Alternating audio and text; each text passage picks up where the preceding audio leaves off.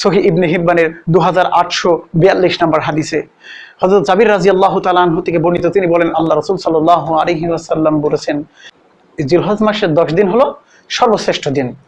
আর আজকে সেই 10 দিনের আমলগুলো জানবো। প্রথম আমল, আল্লাহর কাছে তওবা করা। কারণ আমল গ্রহণযোগ্য হতে হলে, একজন মানুষের আমলটা কবুল হতে হলে, আল্লাহ সুবহানাহু ওয়া তাআলার কাছে অ্যাকসেপ্ট হতে হলে সর্বপ্রথম আমাদের তওবা করতে হবে। তওবা আপনার ইতিপূর্বে যে গুনাহ ছিল সেগুলো ডিলিট করে দেবে এবং পরবর্তী যে আমলগুলো করবেন সেগুলো নতুন করে হলো। সুবহানাল্লাহ। এবার চলেন আমরা আমলগুলো জেনে নেই।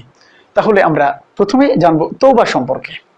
আল্লাহ সুবহানাহু ওয়া তাআলা এই সম্পর্কে পবিত্র কুরআনুল কারীমের সূরা নূরের 31 নম্বর আয়াতে উল্লেখ করেছেন, তুবু ইলাল্লাহি জামিয়া, তোমরা আল্লাহর নিকট তওবা করো।